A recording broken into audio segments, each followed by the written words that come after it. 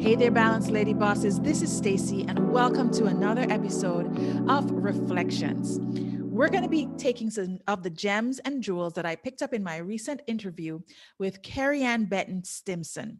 Carrie-Ann is a chief marketing officer here for one of the larger financial service organizations. And she and I actually went to high school together. So she was one of the few persons, I don't actually think I've ever had somebody that I went to high school with on the program. So she actually shared that she remembered me from high school. I think my memory is just so short. Can't remember nothing. And let me tell you, it was really nice to hear somebody else's memory of me at that time in my life because I just can't seem to ever remember. So you definitely want to watch the interview if you want to get that tea, right? About how I was showing up as my teenage self. There were lots of gems that were shared by Carrie-Ann, and I want to share a few of those with you today. I kept actually saying to her how moved I was by some of the things that she was sharing, and I was going to have to try to figure out which ones I was going to pick for our conversation. So, of course, I have my handy dandy notebook, and I wanted to touch on first and foremost something that happened in her career path, right? That I think is actually something that I'm finding out has happened to several lady bosses on their journey, and maybe something that we don't talk about enough, but it's the pivot. Pivoting has become a common conversation over the last couple of years now because of the pandemic. And prior to that, pivot was a very common term in technology because you'd be putting out software and you think you're going to be doing one thing, and then you're going to pivot that solution to do something else just based on what the market wants.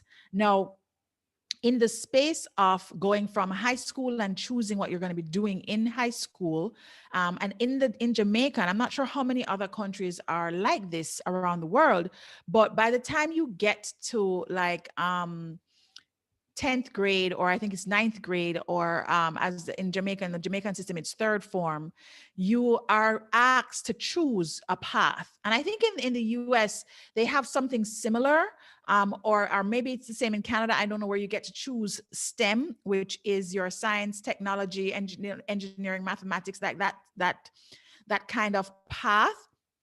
Or you get to choose liberal arts, which is more the creative element or creative side, right?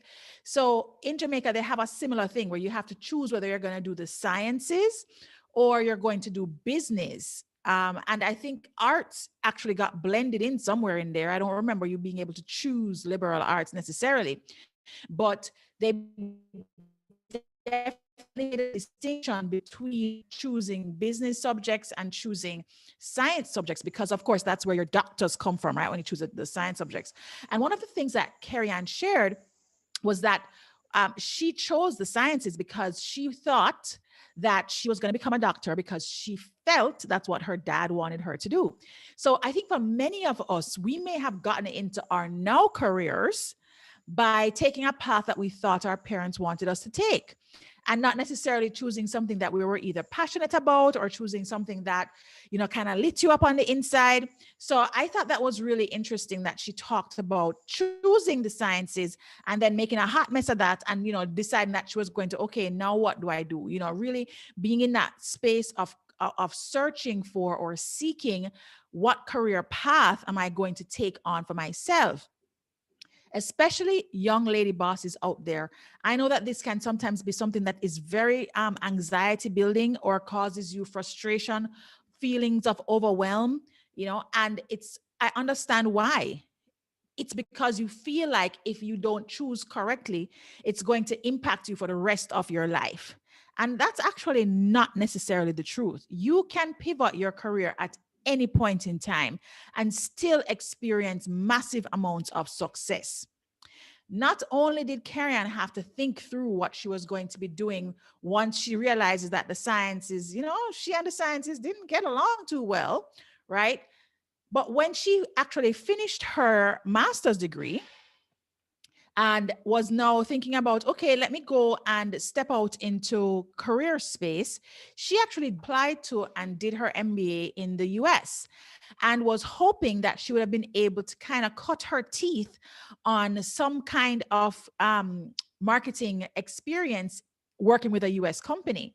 But that didn't happen. And so she had to pack up her stuff and move back home and kind of start over that whole thinking about what am I going to do with my career? Where am I going to go and build this marketing expertise? So she kind of had to be rejigging. So between, being a young teenager all the way through to now stepping into the boardroom, she had to be constantly looking at herself and determining where she wanted to add value, where she wanted to make an impact, how she wanted to show up and deliver as a lady boss. And I want to share, guys, that my gem that I got from that is that you have permission. You have permission to change your mind about your career. You have permission to not choose what your parents want you to do or what you think your parents want you to do. You have permission to try something and fail and start again. You have permission to be denied, but at the same time, really step into your greatness, because denial is just another door opening somewhere else. That's all it is. So that's the first gem I'll drop, guys, is that you have permission when it comes to your career to start over, to fail, and to be denied, right? Because on the other end of that is some sort of greatness. Don't worry your head about it, okay? The next gem that I wanted to get into was around the conversation we were having about imposter syndrome. So what I didn't actually share on the interview was that I was actually reading one of Carrie Ann's posts on LinkedIn, because I follow her on LinkedIn. And she had done a post where she talked about imposter syndrome. And it was when she talked about imposter syndrome on her page that I was like, oh my gosh, that's such a relevant topic for the show, because so many of us high performance, goal oriented, successful women struggle with imposter syndrome. I'm no different. It shows up for me when it comes to, like, selling my programs in my entrepreneurship space or anything like that, going on social media and posting definitely comes up for me. And so I thought, let's have a real chat about that and all other things, girl boss.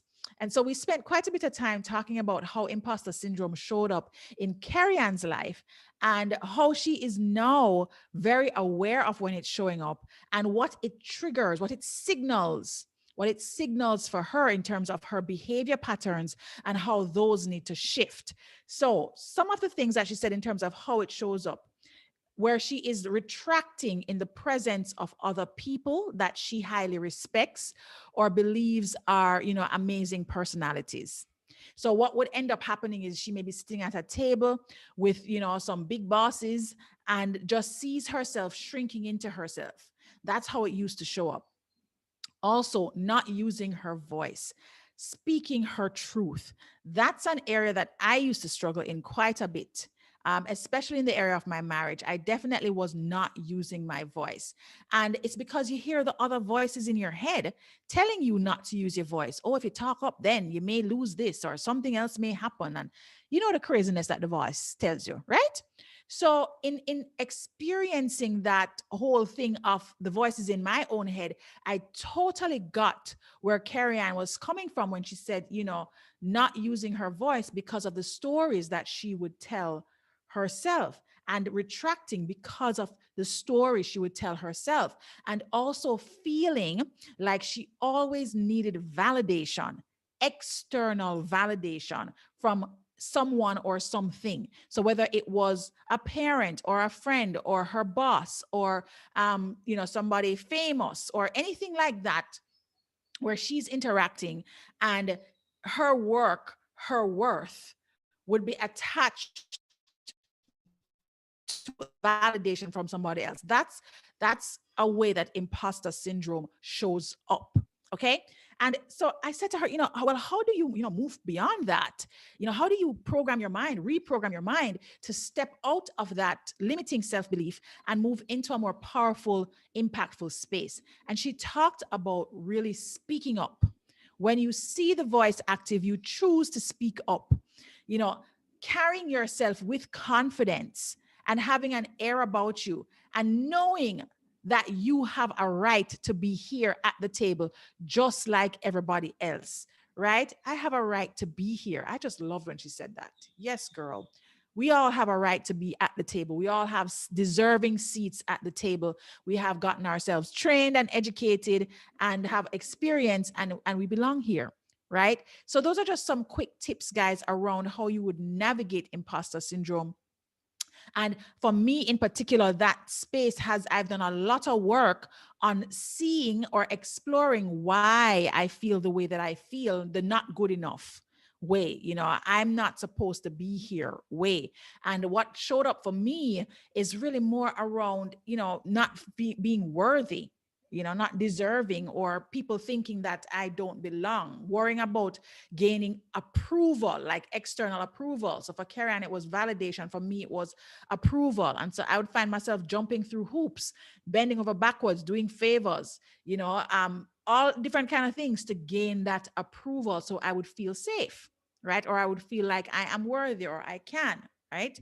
So use different hacks to help yourself to shift out of imposter syndrome.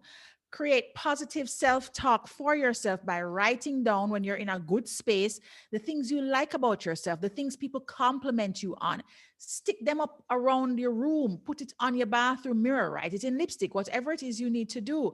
Put it on your phone, positive affirmations, intention cards, right? Whatever it is you need to do to find and access that side of your authentic power, that side of your confident, assertive self. Put those things around you to help you, to support you in training your mind towards positive self-talk. That way you can defeat imposter syndrome, which is really just negative self-talk on steroids. All right. So third and final gem, which was like, this one made me tear up, guys. And it's not because it was so much of an emotional thing, but I started to think about me in that moment. As Karen was sharing, I was like, that's so true for my experience. And I think when you guys watch it or listen to the podcast, you'll get that same kind of sense where you start to think about yourself and your journey and how this gem applies to you. So Carrie Ann is actually the reason I came to know and respect and follow on all the different platforms. Paul Brunson. So he is an influencer as well as a membership community creator. He has a podcast. He's just an all-around boss, right? He's a family man, has an amazing wife and two sons. And he's also got Jamaican roots, which is one of the reasons why I really like him. Nice, vibesy guy, had a really great career. And Carrie Ann brought him to Jamaica for an event. And one of the activations from that time he was here was actually a brunch. It was a private brunch with a select few persons to sit and have a conversation with Paul so he could share some gems from his experience and his work life. He actually helped her to identify where she was most recently experiencing imposter syndrome. So Carrie Ann now has a podcast that is focused on internal marketing. And in getting herself around to launching the podcast, Paul really held the mirror up and said, hey, you're hiding behind your corporate persona, right? You need to step out from behind that veil and show your amazing, beautiful, talented self, right? And one of the things that he taught her or shared, one of the lessons that she picked up from him was that, you always have something to share. Because a lot of us, when it comes to creating something that we're going to offer back to the world, we don't feel like we have anything to share. Even me at the beginning, having gone through all of this drama, right, in my life, I still didn't think I had anything to share or that people would want to listen to me, right? And so what Carrie Ann said she learned from Paul was that you are always one day ahead of someone else's journey, right? So you are always one day, one step, 1 year ahead of someone else on their own journey. Turn around and help them. Let me tell you, man, I felt that one in my gut. I was like, yes,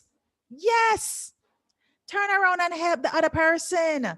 Like literally, you make it through a day, you have learned a lesson that you can share with somebody who's on them face that don't think them can make it to the next day. You dig? Yes, man.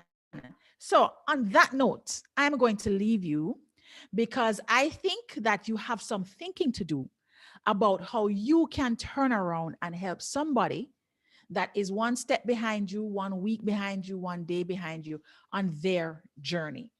All right, guys. So thanks so much for joining another episode of Reflections on the Balanced Lady Boss Show. Please subscribe and share the podcast. Please drop a rating or a review. I would love to hear from you. And if you're watching this video on YouTube, please make sure that you comment and